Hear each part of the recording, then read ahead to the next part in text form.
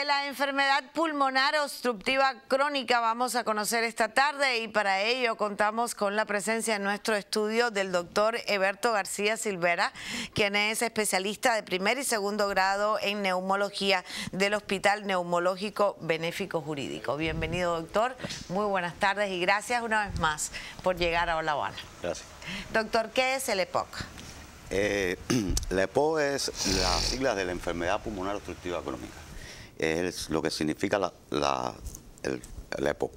Es una enfermedad obstructiva donde se obstruye las vías aéreas y reduce el flujo aéreo que llega a los pulmones y que se debe a una serie de factores genético-ambientales que dan al traste con alteraciones pulmonares tanto a nivel del pulmón como a nivel bronquial y que conforman una enfermedad. Es una enfermedad un poco compleja, por así decirlo, por la cantidad de elementos y factores que la constituyen y tienen que ver con ello.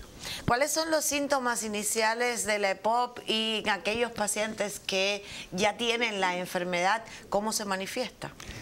A ver, los primeros síntomas de la enfermedad suelen ser la falta de aire. O sea, el paciente se empieza a quejar de disnea, o sea, falta de aire, que se caracteriza en los enfermos con EPOC por ser una disnea a los esfuerzos.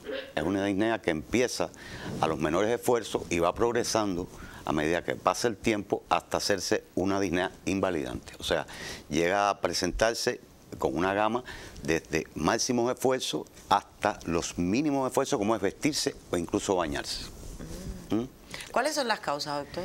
Las causas, te decía que en el concepto se incluyen causas genético-ambientales, o sea, hay una predisposición genética en algunos enfermos y esa predisposición genética cuando se asocia a factores medioambientales, sobre todo relacionados con la calidad del aire que se respira y con la polución ambiental, con el cigarro, que el 70% de los pacientes con EPOC son fumadores.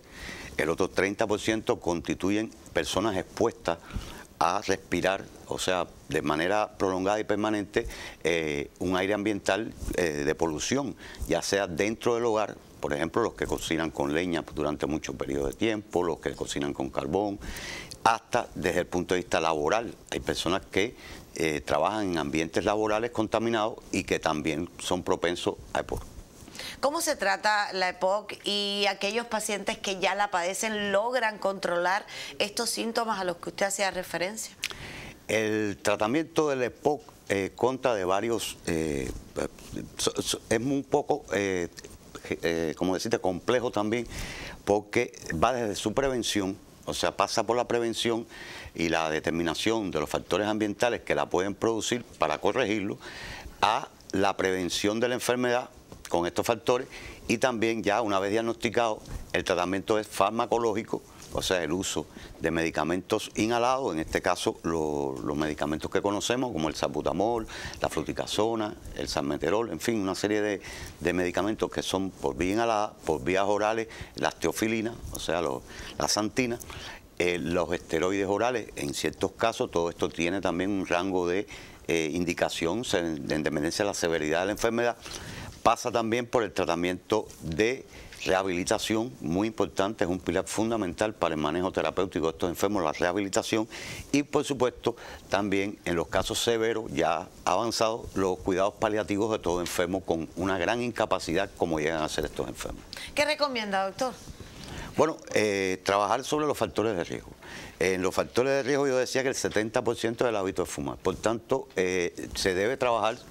Se hace mucho, pero todavía no tiene el impacto en la población el asunto del hábito tabáquico, pero es una de las cosas que fundamentalmente debe saber la gente, que fumar tiene sus consecuencias. A veces hablamos de fumar en lo personal, o sea, la persona que fuma y el daño que le hace, pero también hay que pensar que también cuando hablamos de tabaquismo, hablamos del tabaquismo pasivo, o sea, es la persona expuesta de manera permanente, tanto en el hogar, porque un familiar, 2 o 3 fumen y usted no fuma, usted se convierte en un riesgo, o sea, tiene menos, pero tiene mucho riesgo también de padecer la enfermedad. Así también en los lugares cerrados, en fin, el tabaquismo juega un papel fundamental en esto. Lo demás son los factores ambientales ocupacionales, donde Medicina del Trabajo tiene que jugar su papel fundamental para la protección de los trabajadores, y una serie de factores también a nivel del hogar que se tienen que tener en cuenta para reducir los riesgos de la enfermedad.